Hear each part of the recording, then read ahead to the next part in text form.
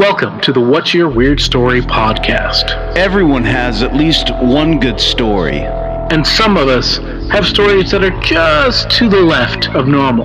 We're interested in the ones that push the boundaries of what we can perceive. Stories that defy explanations. Stories with an air of mystery. Stories we might not share for fear of being thought of differently. But don't worry, we're all friends here. So, what's your weird story?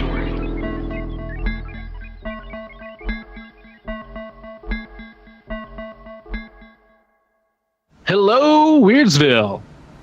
How you guys doing? Thank you for tuning in or downloading or whatever it is that you are listening to us on here. Listening to us. This is the What's Your Weird Story podcast, your weekly podcast for the weird, the unusual, the funny, the bizarre, everything that is in the box, true life experiences of our friends and our new friends and people that you will all become friends with over the next 45 minutes to an hour to however long the episode is. I am one of your hosts. I'm Adam Beebe. I am the one who rambles on. I'm probably known for that now. With me, as always, is your other host, Barry Johnston. You're the weird one. You're the weird one of the bunch. That's true. I am the weird one. I'm more normal. At least I like to think so.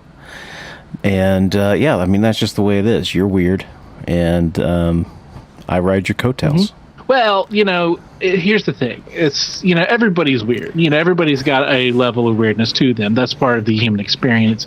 It's just that mine is a little bit closer to the surface. I am definitely more tamed out and less weird than I was in high school. And even in some early college, my teens. Oh, yeah. That's when it really. I was a weird kid, but not scary weird. Just the weird, creative. Yeah. Artsy type. Yeah, you need to meet my Aunt Cindy. But in our, she is a weirdo. She is a weirdo, man. I've got a few of them in my family. You haven't seen weird yet. Yeah. But yeah. She's eccentric is what we like to call it in my family. Yeah. That's exactly. That's the nice way to say it. No. Yeah. Good stuff. Yeah. We're all weird. What are you going to do? You need to be weird. Exactly. Obviously. Yeah. It's fun. It's man, weird is one of those great spices of life, Yeah. It's that beyond just the 11 herbs and spices that you get at the Colonel's. Yeah. It's beyond. It's a whole other thing. It's that I don't know what it is, but I like it spice. Yes. That's what it is. Yes. And sometimes you need to explore that. You need to explore those different avenues, just kind of see what it's all about and test yourself a little bit. And it's great. And I think that's one of the things about our friendship is that willingness and openness to getting weird, talking about weird stuff, Yes, and that's part of what draws people like us together. Yeah, for sure. And sometimes the weird just happens. Mm-hmm. Sometimes you just step into it. Yeah. Quite often. And you just, and those are the best times. Yeah. Those are the good times. Those are when when weird shit happens, and all you can do is to sit back and enjoy the ride as best you can. Yeah, exactly. Which brings me to today's guest. She's living it, quite literally, big right time. now as we big time in real time. So today's guest is my friend Ori, and she is there in Southern California, and she has just recently moved into her grandparents' home. But she's had a lot of connections with the house. She was actually born there, and her mom was born there. So they've had this house in their family for quite a long time. And she just recently, with her little boy, moved. And, weird things weird things started happening. And so, without further ado, let's get into it, and you'll enjoy. And this is fun because it's like we said, this is real time weird developing story. So, Ori, thank you for joining us. What's your weird story? So, as you said, I'm living in this home. I recently moved in. I'm outside right now because I don't know. I kind of feel like I need to tell this story like not inside the walls of the home. I don't know. Anyway, like it feels a little maybe sacrilegious or something. I don't know what the right terminology would be, but I feel like I'm doing my grandmother a disservice. Anyway, so hopefully she will find the humor in this and love me regardless, which I know she will. So I recently moved into this new home. It was my grandparents' home. They purchased it in 1960. So after my grandmother passed in 2013, the home went to my aunt's. There was like a little bit of family drama around that, but you know how families.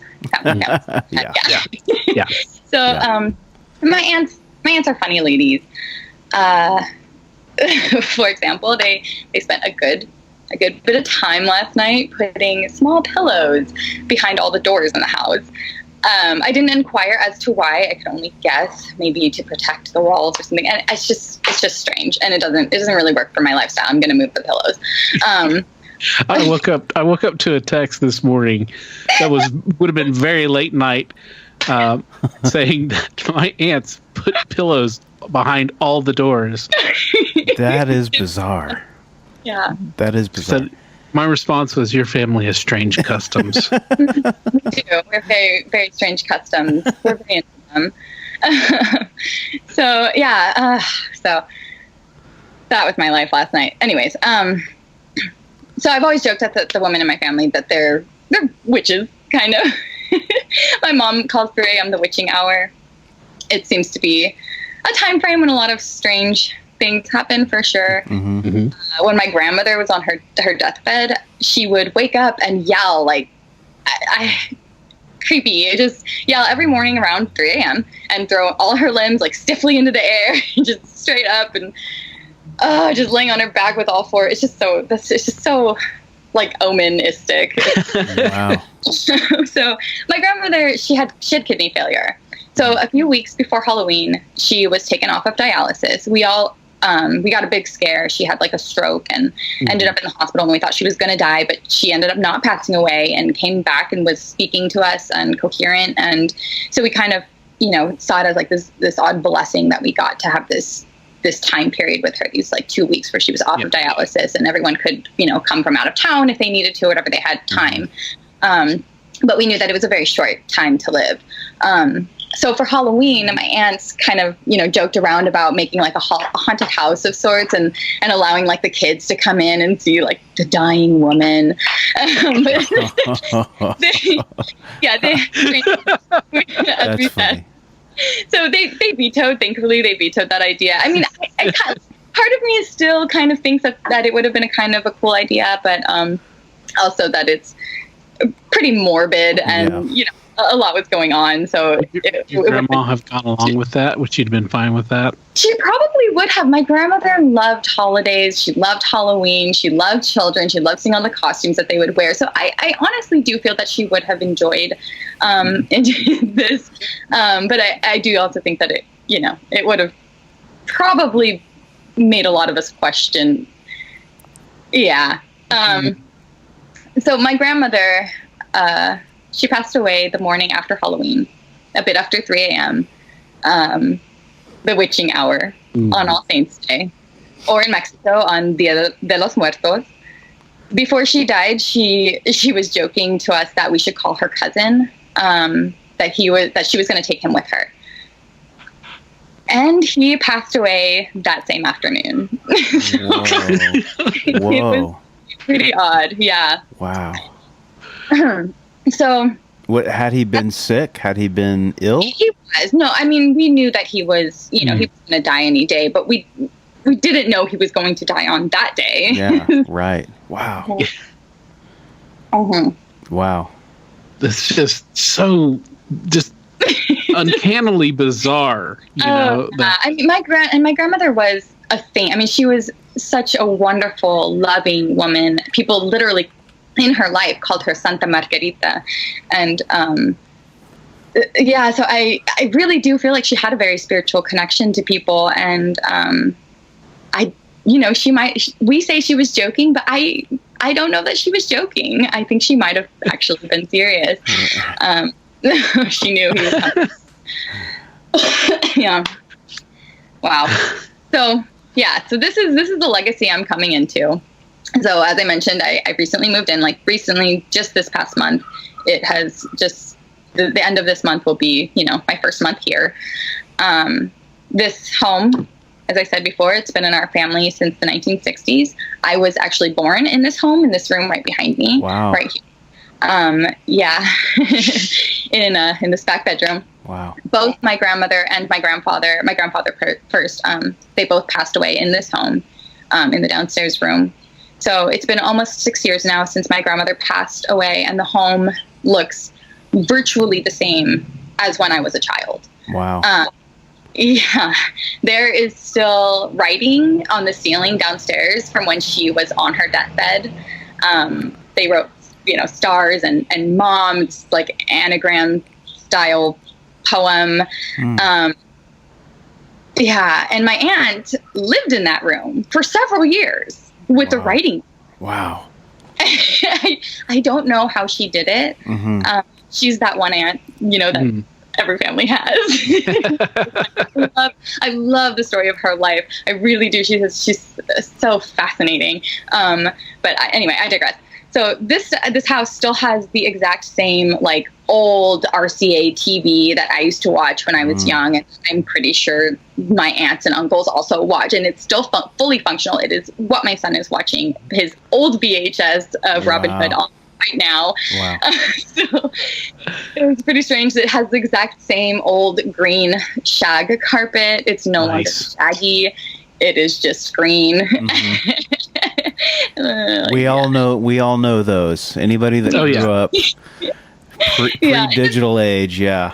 Yeah, that beautiful carpet. Yeah. Oh, it's yeah. marvelous, and I'm pretty sure my allergies are getting pretty bad. And the house is still filled with antiques. I wish I could show you guys, but then I'd have to go in there. And anyway, so I spent 2 weeks. They have this old, this beautiful old cabinet, but it's huge and it has glass doors, and it was filled to the brim with antiques. And I spent 2 weeks before I moved in, cataloging everything, labeling, taking pictures, boxing everything up. A lot of these things are from the 1800s. There's a lot of like silver and precious stones and crazy carved knives. And I mean, there's a samurai sword. It's like a legitimate, real samurai sword. Hey, I might be interested in that. Well, I'm going to be setting an eBay up an eBay account soon. That's awesome. Do you have anybody who served in the Pacific during World War II? I wonder if that's the origin of the samurai sword. Actually, what it is during the 1800s, my grandmother's uncle, yes, he worked, I believe, as like an engineer for the docks in Hong Kong. Wow. So he did a lot of traveling in that area, and obviously visited, lots of China and as well as Japan, and I'm sure some other, islands or areas around there. But so he brought back, I mean, there's like beautiful gongs. I have this silk painting hanging in the living room. That's definitely from that era. Cool. Yeah. So it's pretty wild. I mean, she's preserved everything very nicely. Mm-hmm. So it's pretty significant. But yeah, that's the story of that, is that he worked on the docks. Cool. Yeah. So I spend a lot of time. A lot of them are still out, but I boxed up everything that was in the cabinet, because we had one of their old tenants. They had one of the rooms rented out, and she had brought bed bugs into the home. So before I moved in, they had them treat for bed bugs. So I had to move this massive cabinet. So of course I was like, well, I'm already having to move it, and I already have to take everything down. So I don't want all this stuff here necessarily. So I'm going to take photos so I can send it to family, and I'm going to put everything away. So I boxed them all up and I put them in the back bedroom, the room that I was born in the back closet.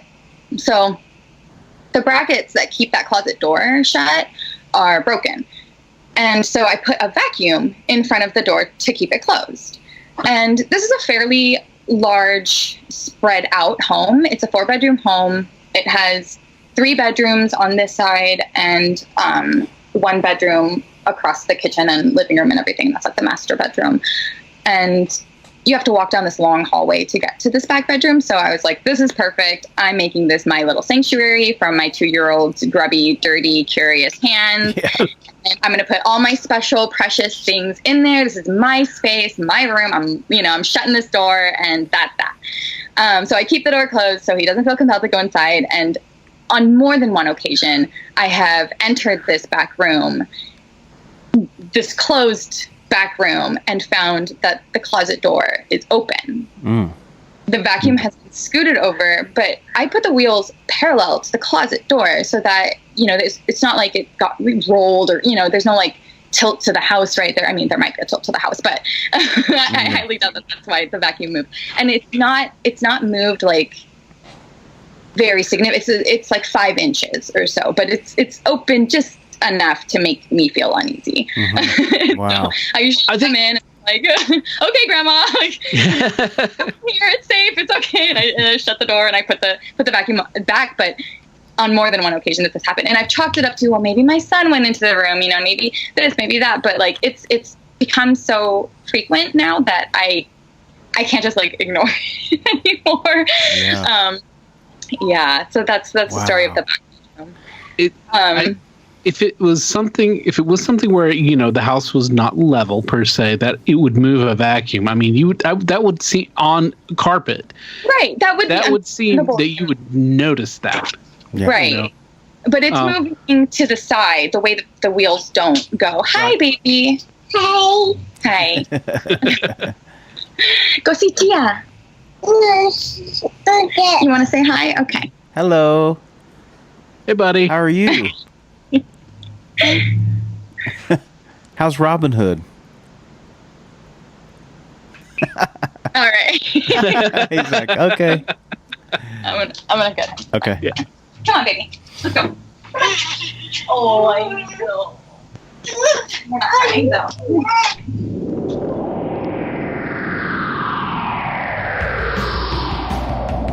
And the babysitter girl, she picked up the phone, and there was a policeman on the other side, and he said, "We've tracked the phone call, and it's coming from inside the house." Whoa.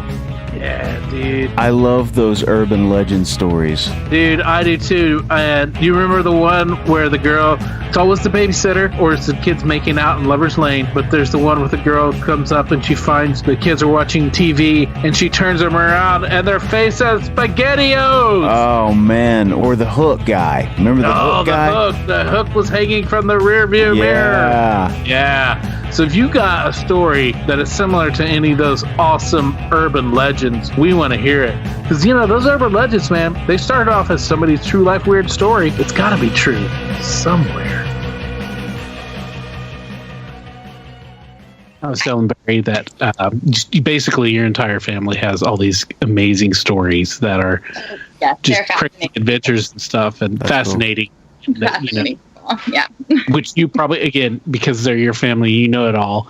It's just normal and boring to you, but yeah. But I do recognize that they had some wild times in their lives. They've got some fun stories, make for some good books. That's cool.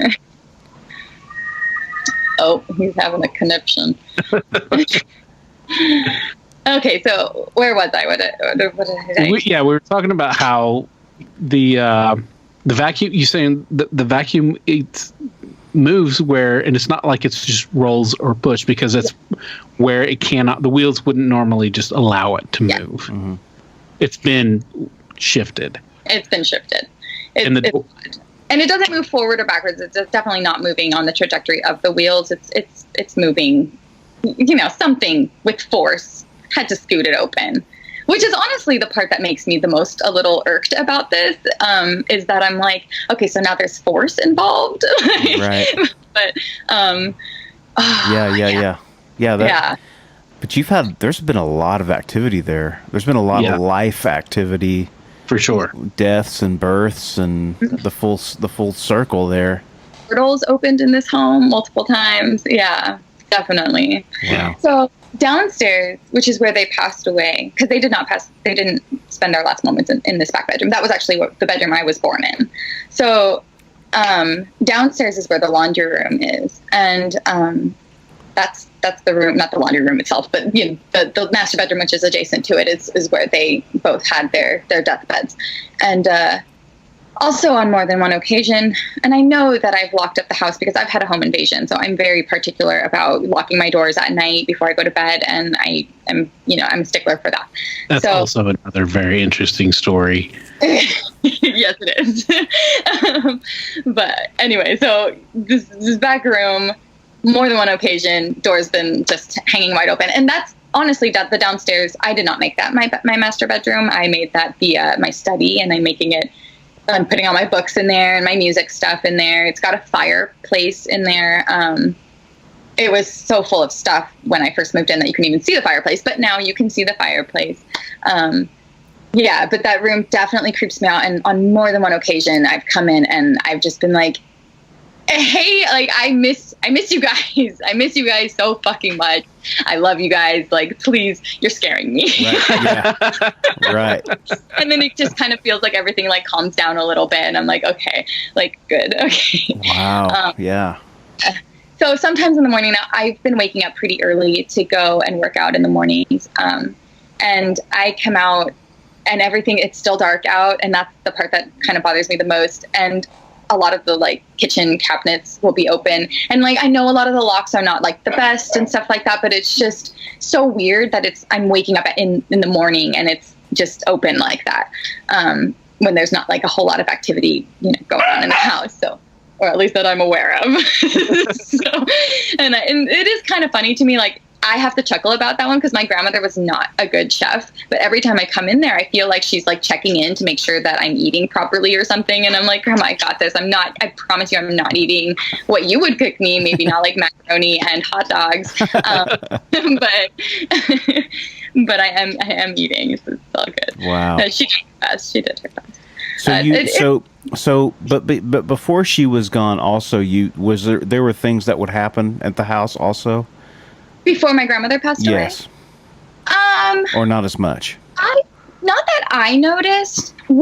There were strange things that would happen after my grandfather passed away, where like we would describe moments of smelling like the seawater because he loved to go sailing. Right. And so we would smell the seawater, but we are pretty far from the ocean. I mean, I know I live in San Diego, but this house is actually like in the city next to San Diego, more east. Okay. So, we don't smell the ocean here. Right. But sometimes we would smell roses or something like that. And it was so subtle that nobody would say anything. And then you would get this gust of like seawater smell, taste. Wow. And so it was like, okay, like we hear you, Papa. Wow. Like, we know you're here. So I do, and I definitely have felt, his presence throughout the years, but never in like, obviously not in a creepy way, but I live here now. And now, so like, when my son is asleep and I'm in the house virtually alone because the only other living human can barely speak, it's creepy. Like I definitely get spooked, and I have to like shut some of the doors and hope that I don't have to forget something down there that I have to go get. But honestly, and this is really silly and super crass of me, so I do apologize. But the hardest part, honestly, is feeling like they're watching me all the time. And I like that for some of it because it's like, oh, they're comforting, like they've got my back. But like at the same time, I can't masturbate. Right. Right. Yeah, of course. Yeah, there's certain times you don't need that. Yeah. Right now. You don't need grandmother's eye everywhere you go. That's for sure. Maybe that's why everything's getting, why there's such a disturbance is that she's not approving there. Exactly. No! Oh, no! No. I think that really, Worse, the damage is done. I think that if she was really disapproving, then you would have plates flying around, and you're very classic poltergeist type stuff happening. Because we know now she can use force. So. Right, exactly. Right. So she's just saying. I think with the vacuum, she's just saying, just make sure everything's clean. Just keep it all tidy. That's a grandma thing. So super grandma. That's funny. Don't just throw that in there like a sack of potatoes. Take care of my stuff. Wow. So that's my weird story. Wow, man. And I get to live it. That is, you live in a very rich environment for anything to happen. So, I mean, I've never really seen anything like that. Been privy to any of that, and so I think a lot of people out there are the same way. It's like they like to hear the stories, but they've never really had anything like that happen to them. So it's interesting, It's definitely something that I brushed off for honestly a while until Adam asked me to share my weird story, if I had any weird Halloween stories, and then I was like, this is kind of odd. Yeah. And then it dawned on me that I'd already been having like really spooky feelings in the house, but I had forgotten about the connection with Halloween and how it all like kind of tied together, the spookiest day of the year, right. Yeah. And plus that she had such a connection to the witching hour, that I mean that creeps me out a little bit. It really does. Oh, and also called her cousin along. Yeah. You're coming with me. Wow. But it's a lot of that. What you describe is definitely what we hear about. We hear about you hear about doors opening and cabinets opening and stuff. And we've had a couple people talk about the smells that they've had, especially a familiar smell. Like my friend Jeremy was on a few months back, and he was talking about how he was just talking with his wife about just life and everything, and they were just kind of talking about figuring out some stuff, and he caught the whiff of menthol cigarettes and wheat dust, and that's something that he always associated with his grandfather, because his grandfather was a farmer and he smoked menthol cigarettes, and so he knew that that's kind of what it was. And his wife didn't smell it, but he commented about it, and and so he knew, he felt a bit of comfort from that. So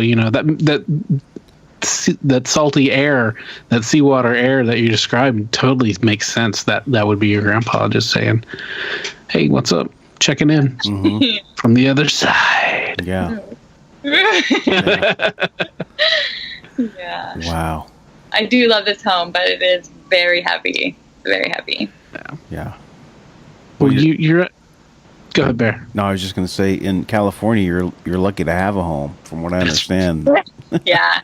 That's true as well. Yeah. Yeah, and you've been a bit of a nomad, so I think you've landed at a good place, though. I think that's going to be good for you. I have. It's a heavy cross to bear, but I'm grateful for it, and I'm 6 or 10 houses away from my mother, so. Great. Yeah. For having a 2-year-old, I mean, she's going to watch him tonight, so I can go out and eat a nice dinner. So great. It's great. You can always, if you feel the need, you can always just go in there. I'm sure somebody's got some sage and you can sage it. So. I haven't lit the sage yet. Mostly because I don't know that I want them to leave. Right. Yeah. Want them to leave, and so that's kind of, I'm just like, I don't need to get you guys out of here. I just calm down a little bit. It's gonna be okay. I know I'm making a ton of changes, and it's for the better. Just love me, please. Okay. Right. Yeah. It was very, very stagnant, so we're gonna breathe some life into this. Good. Yeah. Good. That's what needs to happen. Mm-hmm. Well, did you have any other things that you'd maybe thought of? Otherwise, that was the only one I took the time to really think out. I have so many stories, as you know. Oh yeah.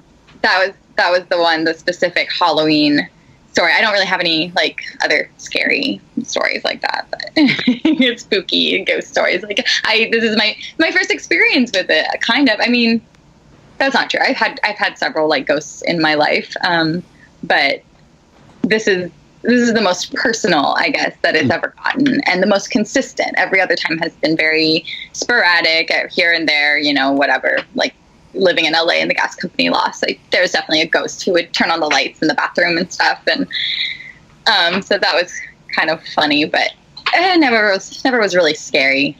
But this one is the first time that I felt genuinely like spooked, like hair raising, like there's something here with me. And this is not so fun. Right. Yeah. And my best friend, thanks to me telling her that I was going to tell you guys this story, is no longer coming to my home. So I appreciate it. Yeah. That's funny. Appreciate that. Yeah, so yeah, that's it. Well, we appreciate you sharing that story, and that's really cool. And I don't think it's a bad. I think you've got good things there. I think they're just kind of like letting you know that they're there. Definitely. And yeah. So I'm curious about the writing on the ceiling. Oh yes, it says mom, and then underneath it, I don't really remember what it says, like, yeah, I don't remember what the poem is. I'd have to go and look at it, which is funny because I've gone down there several times, and every time I look at it, like, why are you still here? But I have to be the one to wash it off, and that just feels like, that feels heavy. Moonshine, yeah. That's enough. So, yeah. Okay, I'm glad that you acknowledged that was your dog, because I started hearing something and I was like, I don't want to interrupt. I didn't want to say anything. Oh no, what is that? No, that was my dog. Not the monster in my home.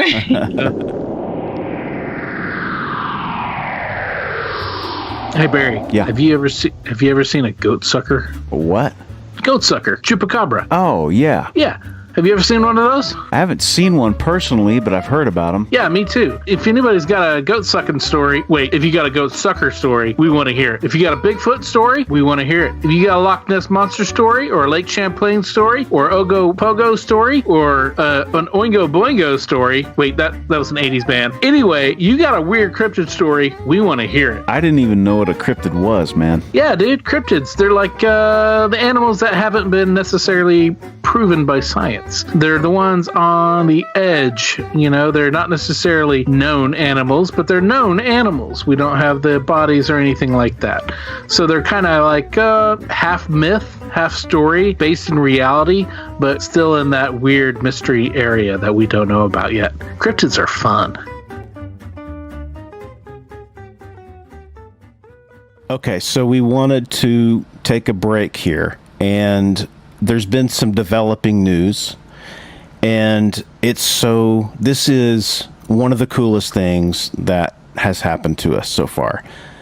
And You told me, you're like, dude, she texted me and there's weird stuff happening. Like, as soon as we hung up with her, there's weird stuff. Immediately after our conversation that you guys just heard, immediately, maybe 5 minutes immediately, I get a text, and it's, more weird stuff has happened. How crazy. And so, yeah. So normally that would have been the end of the episode that you guys just heard. That was the end of the first part. But no, something weird had happened. And then I said, okay, well, we want to hear it, and call the hotline, let us know. We'll add that on. Yeah. And she's like, okay, it's cool. Because I didn't want to hear about it then, But then, a couple of days later, I get another text, all caps. So much weird shit has happened since we last talked. Yeah, so we were like, dude, we got to get her on. We got to get her back on. I was like, yeah. And then she sends me like screenshots of like 5 typed out pages of just stuff that happened. I'm like, I'm not reading this. You're coming back on. Yeah. And so, week later, we got her on, and then, man, so much has happened. So, yeah, it's fantastic. This is real time kind of stuff, and as it develops even more, we'll have Ori back because she's such a great and fun guest. So the weird story continues, and so I guess we'll just say it again, Ori. What's your continuing weird story? So immediately after getting off the call with you guys last time, I went into the house to go and check on my son because I hadn't been out there or in there for a minute. So my sister and my son were watching TV, and the window behind the TV was open, like all the way down. And it, it's the top bottom, so the top was open, which was kind of weird. Mm-hmm. And so I asked my sister if she had opened it, and because like the curtain, so there's two curtains, there's like the light, like sheer curtain that's behind the darkened curtain. Anyway, so this light sheer curtain is like flying and like it's flapping in the wind. And it was like not that windy. I mean, I guess it was kind of breezy, but like I don't know, it was just kind of weird. So she was like, no, I didn't open it. So I went to close it. And as I'm going in front of the TV like cuts out and goes to like the black screen. So my sister yelled at me. She's like, she doesn't want you to shut it. So I like look at her and I'm like, what? Why? What do you mean? And she's like, because the TV. Like, and so I tried to walk in front of the TV a couple more times to like see if I can like replicate it, and I couldn't replicate it. So I just kind of was like, well, maybe my aunt had been over the day before, and I felt like she had kind of opened more windows in the house, and I wouldn't be surprised if she had. And then I asked her, and she's like, oh yeah, I did open windows, but she couldn't recall if she had like specifically opened that one or not. Anyways, it was just really strange. It was weird billowing. Anyway, even if she did open the window, that doesn't explain the TV. Right, it doesn't. And like I like rewinded the tape and made it play, and it just played through fine. I don't know, it was strange. And like I felt a little guilty because I'd like stress smoked right afterwards, and and so I was like, and I hadn't like closed the wooden door when I did that, and so I was kind of feeling like, oh, like my grandma's upset that I like got smoke in her, in her living room with her precious bundle of my son in there. So, anyways, it was just silly. But, okay, so I told my mom about it that evening, about talking on a podcast, and told her my story because I spoke to my sister about it, my best friend, but I hadn't told my mom. And so she was pretty dubious. She was kind of like, oh, whatever, it's probably just explainable things, which is totally, understandable. She didn't experience any of it. So, so she texted me the next day, and she asked if she and one of my other aunts, can come by. And this aunt so all of the aunts inherited the house. There's 4 sisters, including my mother. And so this one had decided she had opted out, and so she got bought out of the house. So she doesn't come by nearly as often as the other aunts do, just because she's not the owner and she's not, taking care of the upkeep and such. So she wants to hear about my experience. So she comes by, and we go to sit out on the patio, and I explain some of what's going on. I basically just tell her the same story, the same thing. Mm-hmm. So, and then I, including the billowing and the right, the like what had happened up till that point. So after I finished, she looks at me, and she has no skepticalness on her face, which was really nice in contrast with my mother, who was also sitting next to us, and she goes, well, yeah, they're here. I don't know if she's like, I don't know, she kind of like prefaced it with some like little like disclaimer, and she was like, I don't know everything kind of a thing, but they're here. And she's like, she's like, Margaret, she's loud, and she's busy, and she's all over town, and she's not just here. And, she comes and goes as she pleases, and she goes where she wants, basically, and she's busy doing stuff, like she's working. Wow. Which sounds so much like my grandmother did not rest. She just was a firecracker, and for a long time she had this photo that came with a card. One of my cousins had given it to her, and yeah, we all agreed, and it was just like, this is the prime example of my grandmother. And it was an old lady, it's like black and white card with like a little painting on, it's one of those silly Hallmark cards, and she's jackhammering in the street. And like, that's my grandmother for sure. That's great. Anyway, so she's like, she's busy. So I'm just like, what are ghosts doing? Anyways, so then she said that my grandfather is also here. She asked me if I had like felt him or seen him, and I was like, not really. Not that I can like recall. Like, I feel like most of what the activity is, this feels like maybe my grandmother and possibly my great grandmother. And she's like, well, he's also here. And she's like, that makes a lot of sense because he's very quiet, but he wants to be heard. And he really wants to just be heard and be acknowledged. And I'm just like, oh gosh, which, kind of makes sense. My grandfather, I mean, he had his moments. He was bipolar, so he had moments of like manicness where he was very happy and very joyous, and then he had moments where he was like more reserved and he would like stay downstairs and be quiet. And so, and I feel that when for a few years before he had passed away, like he had kind of just like receded into this like shell of himself. Like he was very barely spoke and just became very small. Anyway, so I was like, oh, okay, I gotta listen more for my grandfather. And I believe her for sure, because I definitely feel like he's been trying to speak to me.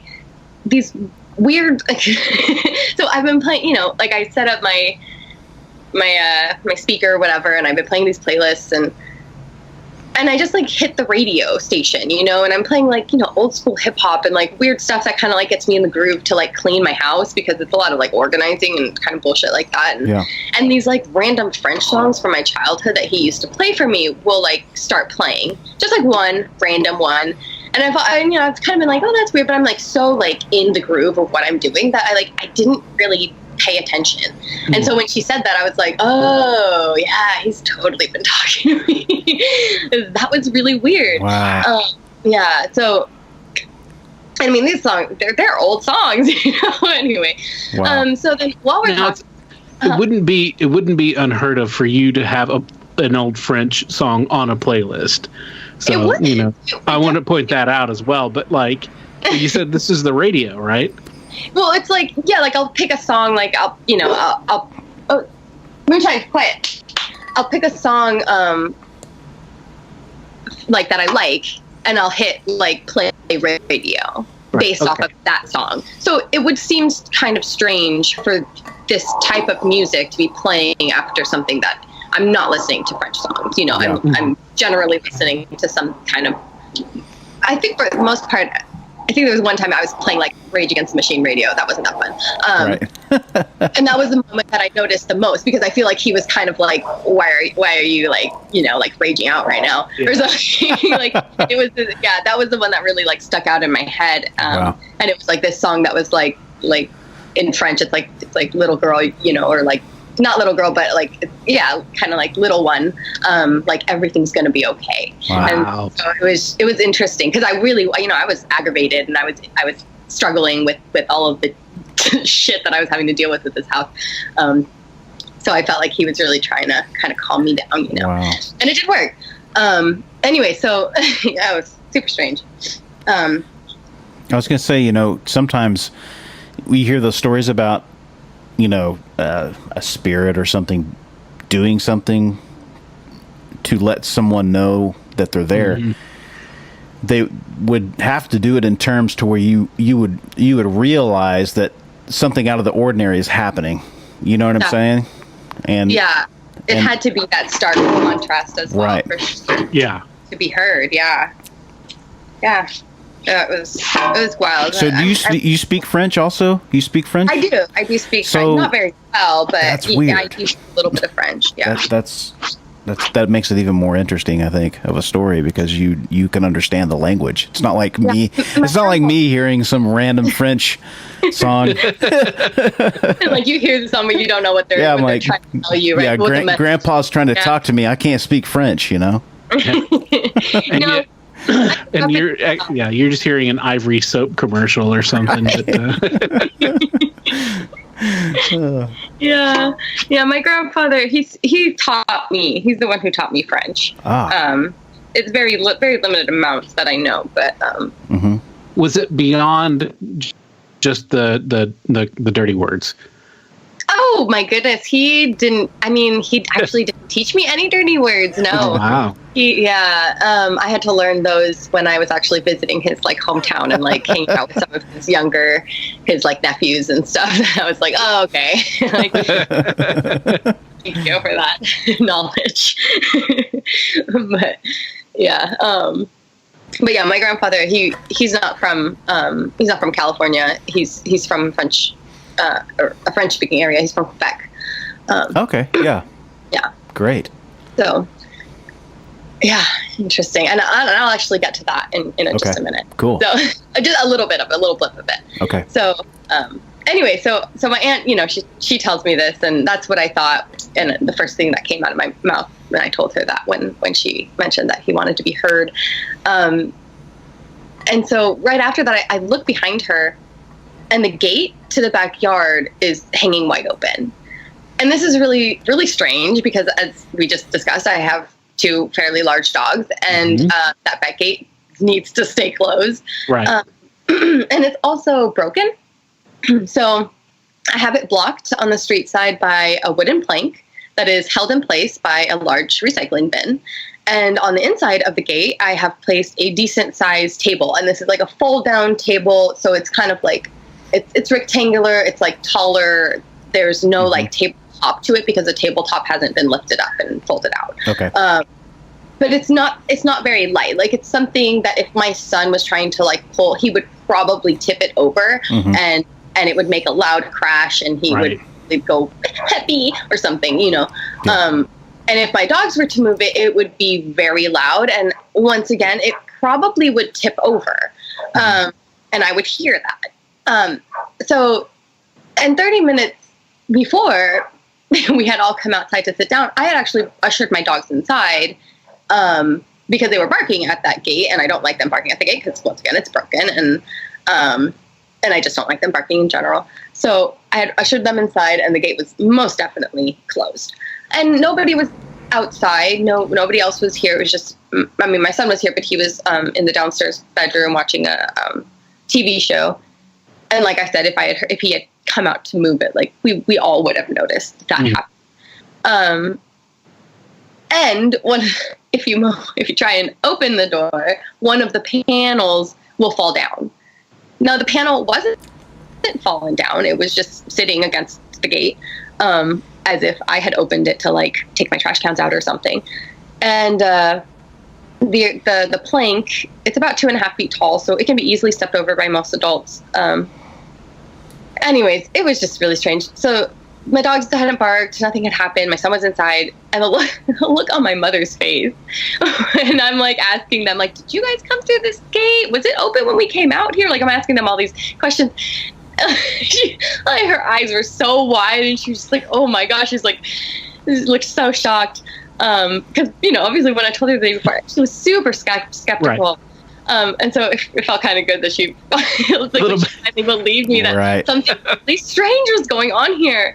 So, we joked about that. One of them had like returned from what they were doing or something, when they came home. Yeah, obviously it was Grandma, because, she's the one that's being busy out there. So Exactly. You would think that she would close the gate, but I guess, I mean, yeah. Who knows? So that was pretty funny. So then my aunt, she asks me if she can, I'm getting eaten again. She asks me if she can go into the back bedroom and do a little meditation back there. So my mom, of course, so my mom and her go back there. My aunt, she has like, kind of a history of having like premonitions and intuition type things, so to speak. So she went back there and she meditated. I was hanging laundry at this point because I had done a load. I didn't realize they were coming over. Like, it kind of been last minute. So I was like kind of hoping that like they wouldn't finish the meditation before I got back there. So I'm like quickly hanging up the laundry. Anyway, so I finished and I go back there. My mom's not back there. She's looking for a candle. And my aunt is, she's like pacing around the room, opening the closet doors, like checking areas, and she's like muttering to herself and like kind of calling out. She's like, it's better. It's better. It's healed. And it's like, I don't know, it's kind of crazy. Like I like walked in kind of like, oh gosh. And like, you have to walk down this like long hallway to get back there. I mean, there's 5 closet doors. They're these really like thin strange kind of like just little closet shelves that have doors on them. So you have to walk past all that to get to the back bedroom. So I can hear her as I'm walking down the hallway, and I'm like, oh God, what am I getting myself into?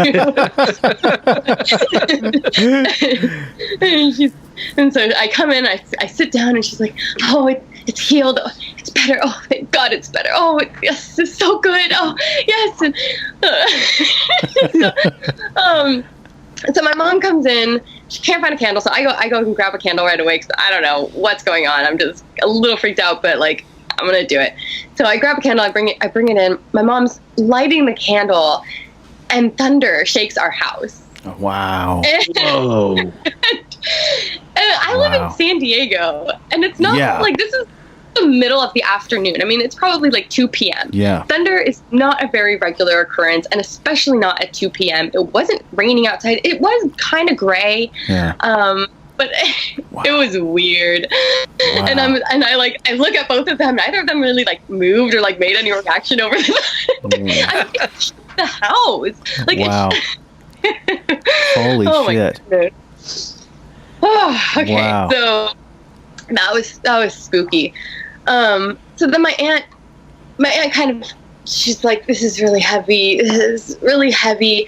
And she's like, do you want to hear it? Do you want to know? Do you want to hear what has come to me? And I'm like, oh God, yes. Okay, let me ask you this real quick.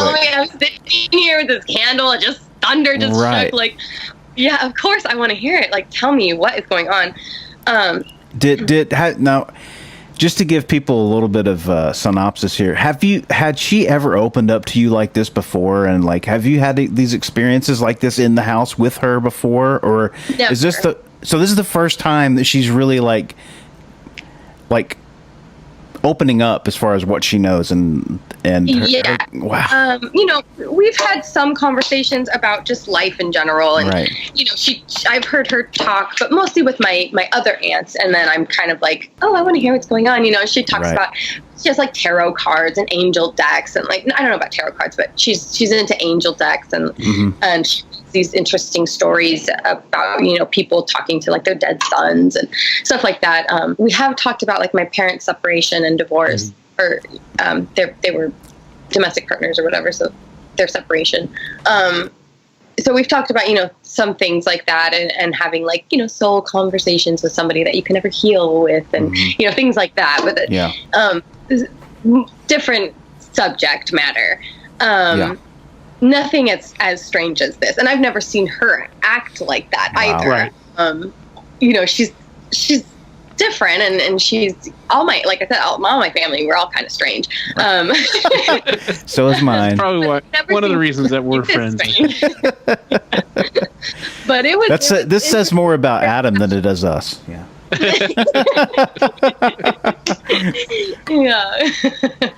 Yeah. She was very passionate. So I'm just like, please tell me. So. Oh man. Okay. So where was I? Okay. So how does she begin? She begins to tell me about how one day when I was young, maybe 4 years old or so, that she took my mother into the back room and told her not to bring her foster son here. This was my mother's good friend's teenage son. Mm-hmm. Her friend had passed away, and she was, excuse me, and she was planning to move him into my grandparents' home. And so my aunt warned her that he was going to do something terrible to me. My mother brushed off her warning, and took him in anyway. And my aunt's premonition was correct, and he actually sexually assaulted me in that back bedroom when I was 5 years old. Oh. And I had no idea that my aunt had warned her.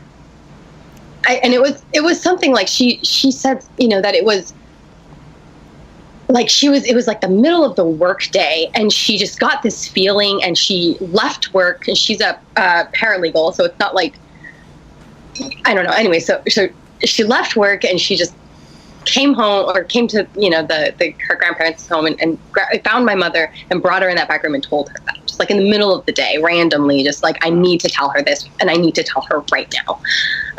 It was pretty strange. Wow. So yeah, I had no idea that this had happened. So, and I don't hold anything against my mother at all. My mom is a kind-hearted person, and she always sees the best in others to a fault. I mean, it is her strength and her weakness. Right. But it is something that I absolutely love about her and would not change. Mm-hmm. And his mother was a drug addict and had allowed terrible, terrible things to happen to him. So it was definitely, a situation of hurting others. Yeah. So then my aunt begins to tell me that, and it was really strange because when we first sat down, my aunt goes, "Okay, so he's up there," and then she had like placed my grandfather's photo like up at the top of the window in the bedroom. It's interesting. So then my aunt tells me that my grandfather went to the seminary at 15 years old. That he had no choice. That in Quebec at that time, when boys were of a certain age, they would send them to the seminary. And there, one of the Catholic brothers did terrible sexual things to him. Mm-hmm. And my grandfather ran away from the seminary. He just got on his motorcycle and just left, and left Canada and came to California. And before he left, he saw the next victim of this brother, and it haunted him. So he came to the U.S., he joined the army, he met my grandmother, fell in love, and then he told my grandmother about this, but he never spoke of it to anybody else. Right. And my grandmother told my aunt about his experience after his death, and my grandfather had terrible demons. He, like I said before, he was bipolar. He had psychosis, and he never healed from his experience at the seminary or during the Korean War. I want to find them. This is interesting, but remember I was talking about those tiny tapes, and I needed like a tape recorder for those tiny tapes. Yeah. It's because I have these interviews of my grandfather talking about his experience at the Korean War or during the Korean War, and they're pretty horrific stories. So we honestly, like growing up, I didn't know much, and my mom kind of shares a similar sentiment that they didn't know about like the depth of his psychological problems until after he had like passed away, because my grandmother actually, was very, very strong and my grandmother and organized and that life, she kept life going as usual, despite whatever he was going through. If he was going through a high or a low, it didn't matter. She kept things like in sync and in flow. Yeah.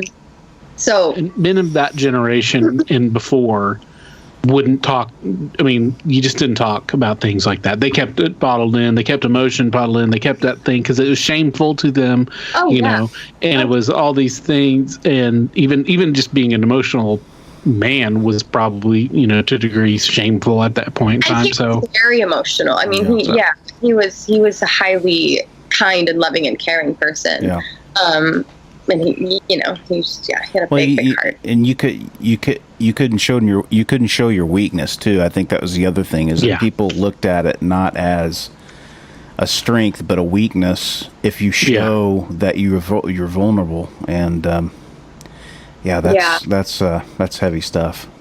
Yeah, and I can't even imagine, because from my experience, I got court ordered. I was 5 years old, so we went through the penal system and everything, and it was I had court ordered therapy for many years, and I've done a lot of work throughout my life on this, and I just can't even imagine where he would be at in his life not having done any of this work or having spoken to anyone about it. I mean, it's something that I can talk about now, and even though there are some weird things, like for example in this house, if you go down in the laundry room, there's like people's heights are marked on there, and his name is there still right now. And when I the house, I had no idea, and my aunt or somebody, Moonshine, or my sister had noticed that there was these markings, and they were like, oh, like look at everybody, like the history. So I, of course I went down there and I looked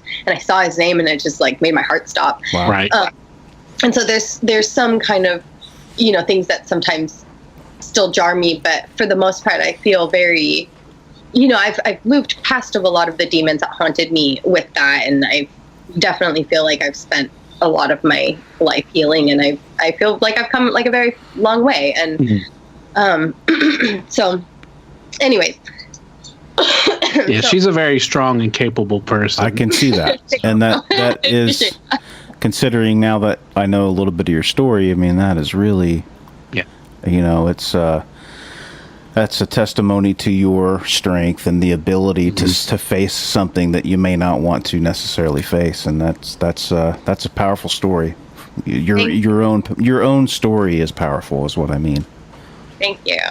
Yeah. And, I had chosen that back bedroom actually, and I didn't mention this before because it didn't really feel relevant. All the history of this back room, the room that I was born in, and the room that I was assaulted in, and so I had kind of picked that back bedroom as well, like beyond the obvious reasons, to be my bedroom, that I was going to like kind of reclaim it as my own. And I had moved my grandfather's old chair that still like smells so strongly of him into this back bedroom. And my aunt was, she sat in the chair and she was like, he's protecting you, which makes a lot of sense to me given our shared experiences. And my aunt's explanation, and like, I kind of felt his presence in that room a little bit, but I didn't like once she said it, like it clicked, and it was like, okay, that's probably that warmth, because like I had gone back there and I felt very comfortable. Like even though weird things were happening, like I just felt so safe and enveloped in that room. And so I was like, okay, I get it. Like I feel like he's like standing guard in here. Wow. Anyway, so it all kind of like tied together, and she was like, she's like, it's so good because I feel it all in here and it's healed. The hurt, it's protecting the hurt. Wow. And I feel that. So that felt really powerful to me. Oh man, that is wow. Yeah, it was intense. You gave me some chills there. Wow. Yeah. That's amazing. Yeah. So, I unfortunately, it's like I had a relationship with my one set of my grandparents, but my mother's father, was, I had the ability to get to know him as a grown man, and I'm so thankful for that, because you the more you talk to people from generations past and you get their story and you can connect with them on a one-on-one level, so many people don't get that ability. And speaking as a father too, you want to protect your kids. I don't have grandkids yet, but I would just only assume that it's the same feeling, that you want to protect your own. And when you don't have that ability and something's happened, you just you want to, like you said, you reclaiming your room. Well, he's reclaiming a part of himself also. Yeah. That's heavy, man. I do feel like it was a,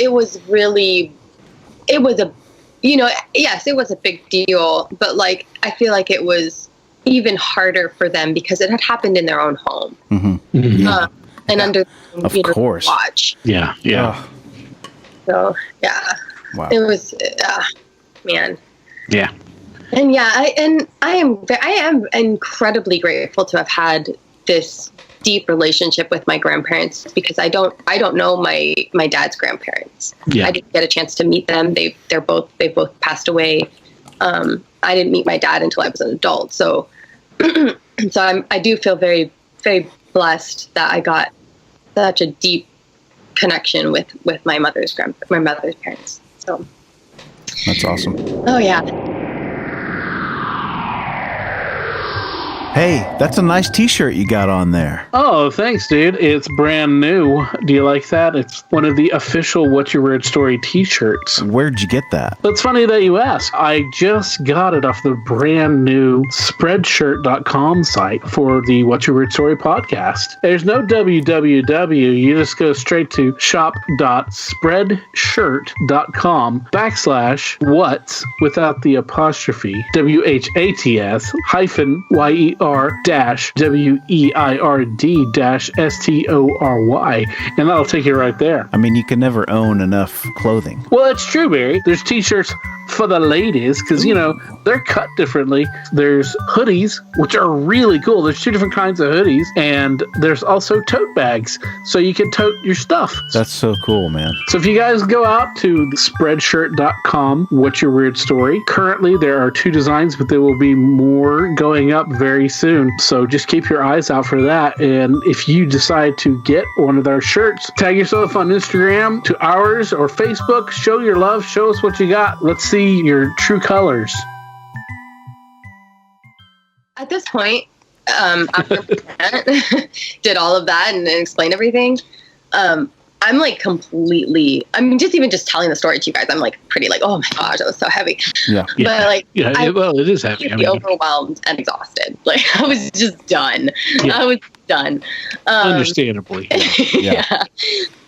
So I'm living here. So I've been trying to brush a lot of this weirdness off. Right. And this was just way more than I had been prepared for. So I go to sleep that night and I wake up at 2:50 in the morning. And one of my dogs breaks through the barriers that I have set up. I have dog gates set up to keep them. And he breaks through the barrier and he comes to lay at my feet. And I'm struggling not to be spooked out. And I'm trying not to move, but also kind of trying to check my surroundings. And my son begins to talk in his sleep. And I'm just like, oh, okay, this is too much for me. And I laid there and I tried to fall back asleep. And it took me till daybreak to fall back asleep. It was so bad. But then, the next night was fine and it was okay. So then the other day I go to put my son in the room to take a nap. And he's calling out for me. He doesn't want to rest. He doesn't want to take a nap. And I'm like, okay, well, and he's usually really good about taking a nap. Like, I still nurse him. So I'll nurse him and then he doesn't usually fall asleep. So I'll lay him down and I'll tell him, close your eyes. It's time to go to sleep. And he usually he'll close his eyes and he'll pull the blanket and he'll not go to sleep, but he'll rest until he falls asleep. But that day he just didn't want to go to sleep. Mm-hmm. And, so he's calling for me. I'm sitting in the living room or in the kitchen. Excuse me. And he's calling for me. Mom, that little baby calling voice. Also, I hate when he does that, but I'm just getting the image of that from Family Guy. Stewie, just mama, exactly. Incessant for minutes and stuff. So and suddenly it just stops. So he's yelling out "mom," and he just stops. And I hear him, and he starts talking in a normal voice, as if I was in there next to him. And he's going, apple juice, apple juice, apple juice.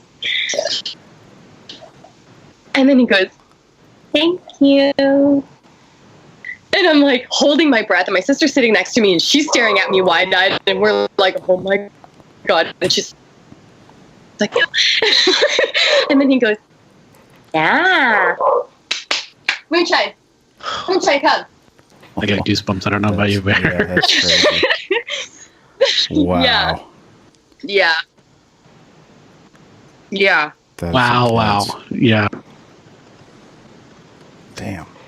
So, and he doesn't sound upset. He sounds happy. He sounds like he's talking to someone, and there's somebody he wants to be talking to.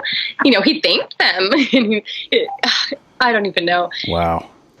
And so I get up, I go in the room, and I'm like, hey, baby, what's going on? And he's like, hi. And I go, are you talking to someone? And he's like, yeah. And I was like, who are you talking to? Oh, my heart is pounding right now. Oh, God. I'm on the edge of my seat. And he goes,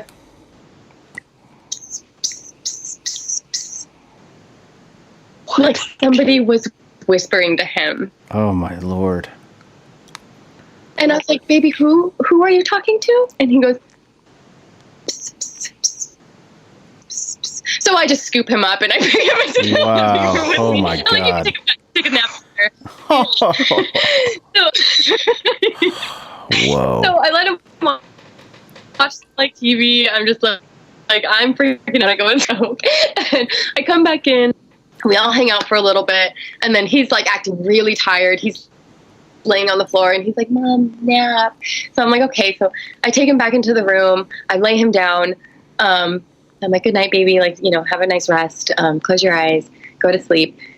And he does. He like closes his eyes, and so I leave the room. Me and my sister come outside, and we sit down. And she's like, "I just saw a lady walk past the hallway in a wet dress." And I was like, "Excuse me, what?" And she's like, "Yeah." And I was like, "Are you serious?" And she's like, "Yeah." She just like walked really quickly. I just saw her just walk through. And so I was like, in my head, I'm like, that's got to be my great grandmother. That has to be my great grandmother. Going to check on the baby because he just went down for his nap. But I got spooked out because it had already been a spooky afternoon. And so I got up and I went over there, and I thought I heard him say something. And so I just went in and I was like, "Yes, baby." And I like went into the room, and he's already off the bed and like getting up, like, I don't even know. So he didn't take a nap that day. He did not take a nap that day. Yeah, but I believe it was my great grandmother, and she loved me. I mean, she helped my mother birth me, and she just absolutely adored me. We have lots of pictures, and she even wrote me like letters where she talks about how much. And so I just feel like she's just loving up on my son, and he doesn't seem to have any problem with her whatsoever. Yeah. But yeah, so I feel like she's watching over him, which is a good feeling. But at the same time, like, I'm also still a little spooked out, and I'm like, can you just like calm down just a little bit? Yeah. But nothing's happened since then. My son hasn't really like spoken much in his sleep or like done any like weird things like that. Thank God, because we're sick, and I'm just like, I can't handle more. And so maybe they know that I'm kind of like I've hit my limit. Yeah. So. Wow. Yeah. Dang, that's girl. Fun since I spoke to you guys just last week. Jeez, man. I mean, whatever. And my sister doesn't want to talk about it. Do what? She doesn't want to talk about that. Who's that my again? My sister doesn't want to talk. She doesn't want to talk about it. Okay. Well, my sister. That's understandable. Which is totally understandable. And I'm like, that's fine. And she was just like I started to mention it to my mom, and she was like, "Why you gotta mention that? Like, gosh." Wow. She's spooked about it. And she's like, "I can't believe you can live there." She's like, "I don't know how you do it." But. Yeah, but you know what? Like, also, yeah. Sorry, how old is your sister? She's 16. Okay. Yeah. Yeah. No crap. I wouldn't want to talk about that either. That is crazy. And but the thing is that it's one. I was just thinking about this while you were talking. Is like, thank God you have the ability to take that home over and keep it in your family like that, because that's special. I mean, can you imagine giving that home over to someone else? I mean, are you there? No. Yeah, and I had a weird, I had this feeling of dread when I first moved in here, like, 'cause, my grandmother purchased this home, and she had most of the kids here, or, they all grew up here, but, it's just, so when I moved in, I was like, oh God, I'm going to live and die in this home now, it's literally like born and die here. And I've been nomadic, as you know, right. Adam, you know about me. Yeah. And I don't really like to stay in one spot. So I did have a couple very real panic attacks about this being like the end of the road for me. Yeah. So I don't know that I want to like live here forever, but I cannot imagine giving this home to somebody else. Sure. Permanently. Right. Maybe I do want to come back here and, pass away with my ancestors. I mean, I don't know if I can creepy shit. Right. At the same time, I kind of like it. So yeah.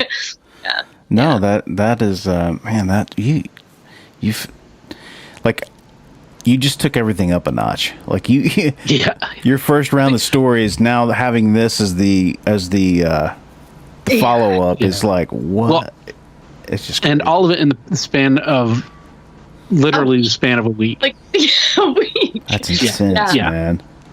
Wow. Yeah, I told Barry about how later after we spoke, I got a text from you with pictures of the curtains being open and also from the ceiling writing, which is so bizarre. Oh, the ceiling, yeah. And then just yesterday in all caps, so much shit has happened since we talked. I was just feeling, because I wanted to call in. You had told me to call in, and so I was going to call into the the hotline or whatever. And it just it felt like things just kept happening. And so now it's been a couple of days where nothing's happened. So it kind of felt like kind of good to give a little recap. But it was like, okay, this happened, and then now this happened, and I was like, I just need to hear his reaction, man. This is crazy stuff. But yeah, it made me laugh so hard because I could just see your face and just hear you just yeah. And during all this talking to my family, I actually did realize that I have 2 other little stories for you guys. Cool. You guys want to hear them? Oh, yeah. Nothing to do with this house, really, but just in my life in general. Cool. Yeah, so the first one, we'll do the one that happened the most recent first. So one time when I was in college, I was with a few of my other friends at one of our dorm mates' home for the weekend. So all of us were hanging out, and we were watching Deep Blue Sea. I remember the movie. Watching Deep Blue Sea in the living room, and all of us crashed room. So we go in there, and all of her CDs, which had been on the top of the shelf, were scattered across the room. Some of them were on her bed, over near her closet. They were kind of far away from where the shelf was. Mm-hmm. So it wasn't like they had just fallen off. It looked like somebody had smacked them. Right. So that was kind of interesting. And then she told us about, she kind of was like, oh yeah, she kind of brushed it off a little bit. I mean, she looked a little freaked out, but she was also like, that's just the ghost that was here. Right. And she tells us about how she was sleeping one time and she heard footsteps cross some papers across her floor, some of her school papers that had been scattered across her floor. And then she felt the feeling of the bed indenting as if somebody was sitting on it. And I think she had said she didn't want to wake up or something like that. And then her best friend, who was my roommate at the time, told us of when she had slept in her mother's room in that same apartment and had seen the face of a young girl, a little redhead in the mother's room, and that her and her boyfriend at the time ran out and they were all freaked out about it. Yeah, so it was, needless to say, it was really hard to sleep that night in that house, despite the fact, there was, I think, 3 girls or so. I think maybe 4 of us. Yeah, it was pretty weird. Wow. Also, that movie is super scary. Yeah. Totally, I'm super scared of huge bodies of water. Anyway, but okay, so that was the first story. Just a little one that was easy for me to get. But yeah, so that was kind of weird. So then when I told my other mom about everything that was going on in this house, she remembered a couple things. And I had forgotten kind of about this, but we grew up in this old house that was a farmhouse. And it had additions built onto it and stuff like that. But it was one of the oldest in that neighborhood. Or I think it was the oldest in that neighborhood. It was the house that had the plot of farm around it. Mm-hmm. So we had a pretty sizable backyard, and it was I always kind of felt a little spooked out in the backyard, especially near my window. But my room was always freezing, super, super cold all the time. Even in the dead of summer, I would come out, my hands were always freezing. I was just constantly I would wear a sweater in the middle of July in San Diego when it's 90 degrees outside. Yeah. Down with that. I mean, honestly, if I was going to live in a room, it'd be the haunted cold room. Right. It was nice. It was super nice, especially when it was so hot. I could hang out in my room and I wouldn't sweat, but it was weird.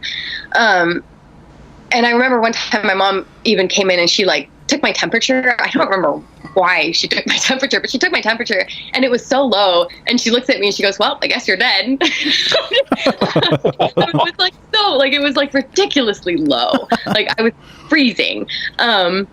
And then my closet door in that bedroom would randomly get stuck locked. And it was like I could turn the handle, but it wouldn't unlock the door. But it had no lock on it either. And it was one of those like old keyhole like locks, like the very like standard looking, like when you think of like a keyhole, like that's what you see, the little triangle with a circle on top. So it was it was weird. And then one time we took the carpet out of my brother's room, and we found little footprints in pink paint, like little baby footsteps on the wooden floor leading out of this tiny creepy closet it was just this creepy closet that was weird shaped because of, it was under the stairs. It was like one of those under the stairs. Right. But yeah, that was strange. And my brother strange. He was kind of a creepy little kid. Wow. He would like sleepwalk. Like one time we found him and he was peeing on the stairs right outside his bedroom. He thought that it was like, the bathroom. So he would do kind of like weird things, and he would mention like seeing things or like things that we didn't see there, or like hearing. I don't know. He was just kind of a little bit creepy, but I feel like the bedroom added to this, like whatever was going on in there. So those are my two little short blips of weirdness that happened. Wow. And that, like, I've really not had very much experience with like ghosts. And honestly, before moving in here, like there was a big part of me that was honestly really skeptical that ghosts even existed. Yeah. Right. Kind of like, I mean, I didn't see the lady, but I've been, feeling and experiencing the other weird things that have been happening. Right. But that just adds to the credibility of what you're experiencing too. Because if you're not looking for something and it's still trying to reach out. Exactly. Yeah. And I honestly feel like the first couple of weeks I was here, like, I feel like a lot of stuff happened, but I just had no idea because my house was in such disarray. I just wasn't. And it wasn't until I got a little organized that I started noticing, okay, wait a second. And that's probably part of the reason why they've been so active too, is because there's transition happening. Yeah, there's transition happening. There's changes to the houses. It's conjuring up a bunch of, feelings and emotions. And for real. Golly, it's just, you're living in. What's cool about this from our point of view is that we're documenting this thing in kind of in real time. That's for real. That's a pretty cool thing to have, Wow. So cool. And so crazy and weird. Like, Yes. I'm looking forward to the weekly updates. So. Oh gosh, I really hope there is a weekly update. Maybe like a quarterly update. Like, I appreciate them being here, and I wouldn't want it to be any other spirits. But I do like living in peace and solitude for stretches of time. For sure. Yeah, for sure. And I already have enough activity with like the actual real, in the flesh family coming by way more often than they ever did before. So, yeah. Yeah. Wow. Yeah. So cool. Fun. Well, thanks for coming back and sharing that with us. It's thank you for having me. Yeah. What a trip. Wow. Super fun. Yeah, that's exciting because, like Barry said, it's just, in real time, and it's literally been 1 week. We usually, we record these in advance so that we can edit them and get them out and everything. But, we haven't had the opportunity to have it where it's just like bam, bam, and, we can load it up and, and put it out. So this will be out. And I am planning, I will tell you this, I am planning on putting up an ofrenda, which is like a little, I'm planning on making a rather sizable one because it's never been done in this home. But as you know, my grandmother passed the night of Halloween and morning after, should I say. But I'm going to make, it's an altar that they make in Latin culture, Mexican culture. And it's for the dead. And I don't know if you've seen the movie Coco. It's a Disney movie, but I love it. I love that movie. I do. Yeah, it's basically it's that. So that cool. The dead can come and visit you on the day. I love that idea. By the way, I love that idea. And it's like, and when I'm listening to your first episode, what you're talking about, that kind of I was like, what was the name of that movie? But it is like a tale from that movie. It is really a cool thing, and anybody that hasn't watched it should watch it, because it is really interesting, and it's fun, and it's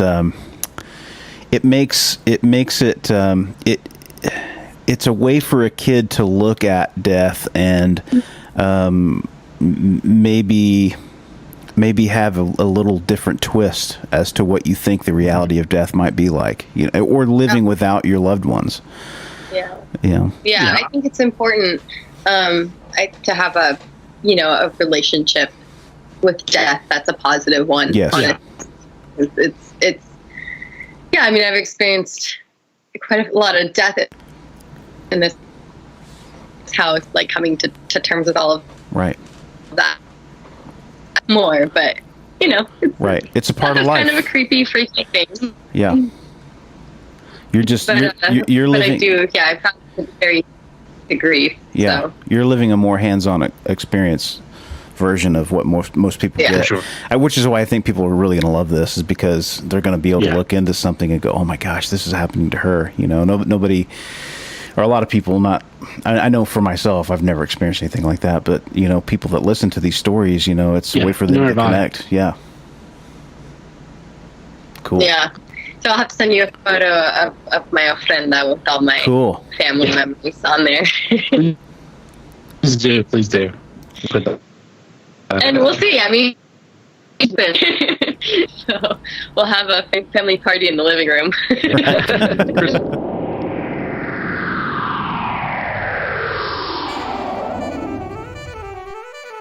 Hey everybody, you're listening to the What's Your Weird Story podcast. You probably knew that already because you're listening or downloaded to the episode off of your iTunes or your Spotify or whatever place you get your podcast from. We want to thank you for listening. We also want to remind you to like us, follow us, subscribe to us, make sure that you get your new podcast episode every week. We'd also like to ask you to rate and review so that we can grow our audience, we can have more friends, we can have more stories.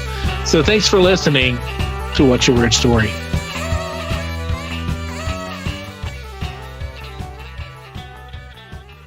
Well, that's never happened.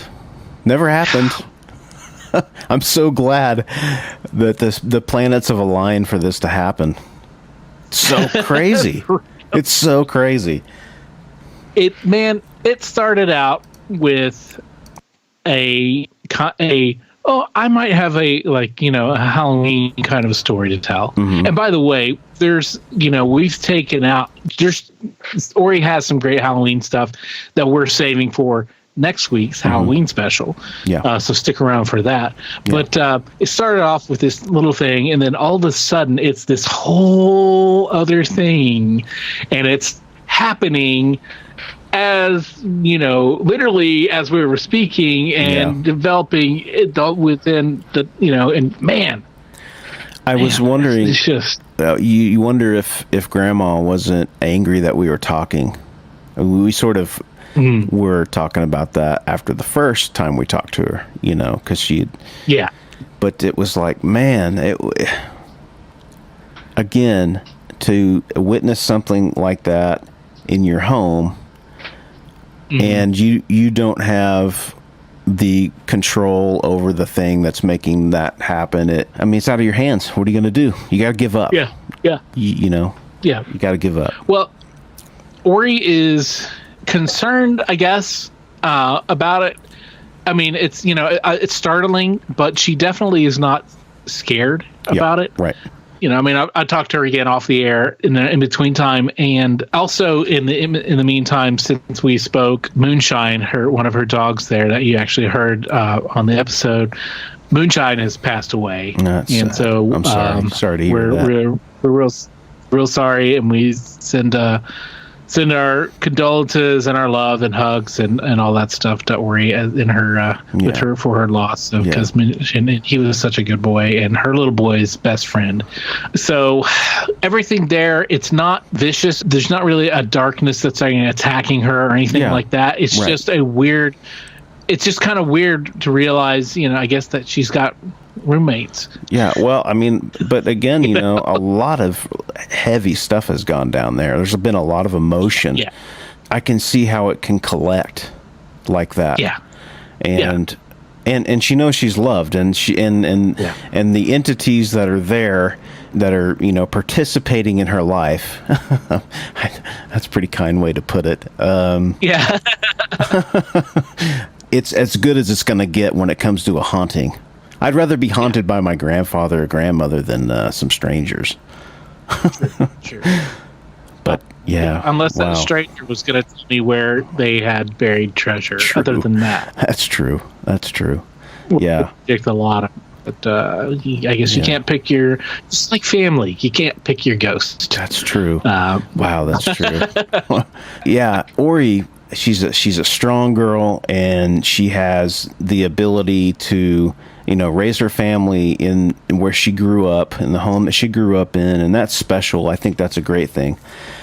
And, it comes with a couple of extra folks, and that's cool, man. That's cool. But it's crazy, and it was if I were there, if we went and took a little, tour of the house, I would probably be freaked out.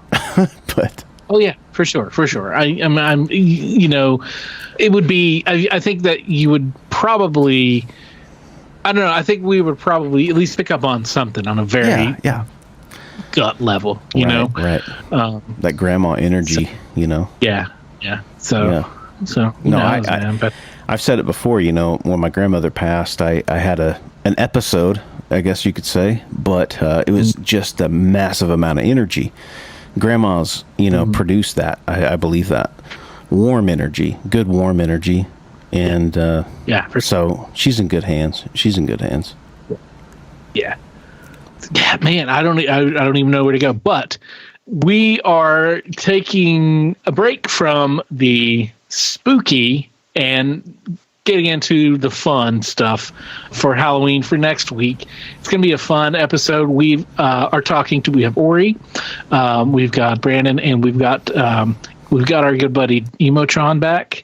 It's crazy. We got the lead it's a crazy one. It's crazy. We got the members of the Cutthroat Sideshow, Freak Show. Oh man, Get those ready. guys. That was a fun conversation we had. So yeah, it's gonna be a lot of fun, and it's gonna be a lot of memories and a lot of. It's a big fun and kind of wandering episode, but those are some of our favorites. So tune in next week for the Halloween special, and have a good week in between. And remember, if Grandma starts opening your curtains and helping you with the rearrangement of the house, give us a call, come on the show and tell us all about it, because, it's all about hearing your stories and talking and connecting with you guys, and we love it. And it's the best part of our week, and we hope it's one of the highlights of yours. So anyway, join us again next time here on the What's Your Weird Story podcast. Be safe. Be weird. As always, if you have a weird story, we want to hear it. If you have a lot of them, we want to hear them all. We can't do this podcast without your invaluable contributions. Whether it's sharing your stories, Listening, rating, and spreading the word about the podcast. Thanks for listening. Until next time, be safe. Be weird.